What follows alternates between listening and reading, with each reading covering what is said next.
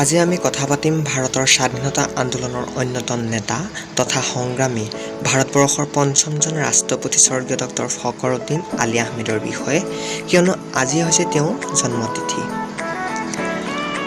আজি 2020 চনৰ 13 মে। 1905 চনৰ আজিৰ দিনটোতেই পুৰণা দিল্লীৰ হাউচ কাজি নামৰ অঞ্চলত জন্মগ্ৰহণ কৰিছিল ফখৰুদ্দিন আলি আহমেদে। তেওঁৰ শিক্ষা জীৱন আৰম্ভ কৰিছিল উত্তৰ প্ৰদেশৰ গণ্ডা জিলাৰ চৰকাৰী উচ্চ মাধ্যমিক বিদ্যালয়ৰ পৰা। তেওঁ দিল্লী চৰকাৰী উচ্চ মাধ্যমিক বিদ্যালয়ৰ পৰা মেট্ৰিক পৰীক্ষাত উত্তীৰ্ণ হয় আৰু দিল্লীৰ ছেইণ্ট ষ্টেফেন্স কলেজত কিছুদিন পঢ়াৰ পিছত উচ্চ শিক্ষাৰ বাবে ইংলেণ্ডলৈ যায়। ইংলেণ্ডলৈ গৈ কেম্ব্ৰিজৰ ছেইণ্ট কেথেৰিনছ কলেজত শিক্ষা গ্ৰহণ কৰে। ইংলেণ্ডত থকা কালছোৱাতেই তেওঁ লৰ্ড বাটলাৰৰ দৰে বিদগ্ধ লোকৰ সান্নিধ্য লাভ কৰিবলৈ সক্ষম হয়। ইংলেণ্ডতেই তেওঁ আইনৰ শিক্ষাও লাভ কৰে আৰু ভাৰতলৈ ঘূৰি আহি 1928 চনত লাহোৰ উচ্চ ন্যায়ালয়ত ওকালতি আৰম্ভ কৰে। 1925 চনত তেওঁ ইংলেণ্ডত জৱাহৰলাল নেহৰুক লগ পায় আৰু তেওঁৰ ৰাজনৈতিক আদৰ্শই ফখৰুদ্দিন আলি আহমেদক বাৰুকৈ প্ৰভাৱিত কৰে। 1930 চনৰ অসম ভ্ৰমণৰ সময়ছোৱাত তেওঁ অসমৰ কংগ্ৰেছী নেতাসকলৰ সংস্পৰ্শলৈ আহে। ভাৰতৰ স্বাধীনতাৰ পাছত তেওঁ ৰাজ্যসভালৈ নিৰ্বাচিত হয় আৰু পাছত অসম চৰকাৰৰ এডভোকেট জেনেৰেলৰ পদবী লাভ কৰে। তেওঁ কংগ্ৰেছ দলৰ পৰা নিৰ্বাচনত অংশগ্ৰহণ কৰি একে লেঠাৰিয়ে দুবাৰকৈ অসম বিধানসভালৈ নিৰ্বাচিত হয়।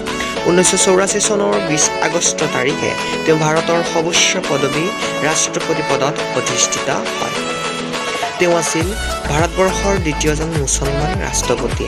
জৰুৰীকালীন অৱস্থাৰ সময়ছোৱাত তেওঁৰ ভূমিকা সন্দৰ্ভত কিছু সমালোচনাৰ সন্মুখীন হোৱাৰ বাহিৰে তেওঁৰ কাৰ্যকাল আছিল সম্পূৰ্ণ নিকা আৰু দক্ষ। 1967 আৰু 1971 চনত তেওঁ দুবাৰকৈ বৰপেটা সমষ্টিৰ পৰা লোকসভালৈ নিৰ্বাচিত হয়। ফখৰুদ্দিন আলি আহমেদে 1945 চনৰ 9 নৱেম্বৰ তাৰিখে উত্তৰ প্ৰদেশৰ বেগম আবিদা আহমেদৰ পানী গ্ৰহণ কৰে। আলিগড় মুছলিম বিশ্ববিদ্যালয়ৰ পৰা শিক্ষিতা আবিদা আহমেদেও পতিৰ পদাংক অনুসৰণ কৰি 1981 চনত উত্তৰ প্ৰদেশৰ পৰা লোকসভালৈ নিৰ্বাচিত হয়। 1975 চনত যুগোস্লোভিয়াৰ প্ৰিষ্টিনা বিশ্ববিদ্যালয়ে তেওঁক সন্মানীয় ডক্টৰেট উপাধি প্ৰদান কৰে।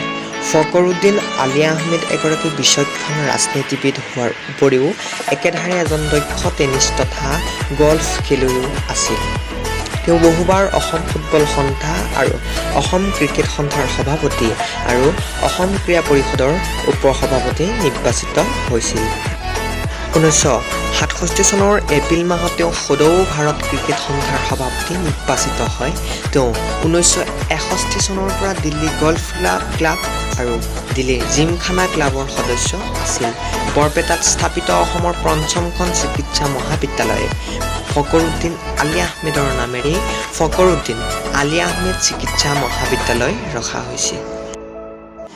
1977 চনৰ 11 ফেব্ৰুৱাৰী তাৰিখে দক্ষিণ পূব এছিয়াৰ ৰাষ্ট্ৰসমূহৰ এক ব্যস্ত ভ্ৰমণসূচী সামৰি অহাৰ পাছতেই হৃদয় ৰোগত আক্ৰান্ত হৈ তেওঁৰ মৃত্যু হয়।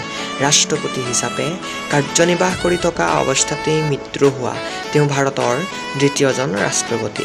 মৃত্যুৰ সময়ত তেওঁৰ বয়স আছিল 71 বছৰ। আজিৰ ভিডিঅ'টো ইমানেই। মোৰ যদি এই ভিডিঅ'টো ভাল লাগে তেন্তে লাইক কৰিব, লগতে কোনোবাই যদি মোৰ এই চেনেলটো ছাবস্ক্ৰাইব এতিয়ালৈকে কৰা নাই তেওঁ ছাবস্ক্ৰাইব কৰি কাষত থকা বেল আইকনটো প্ৰেছ কৰিব, যাতে মই আগলৈ বনোৱা ভিডিঅ'সমূহ পোনপ্ৰথমে আপোনালোকৰ কাষলৈ যায়।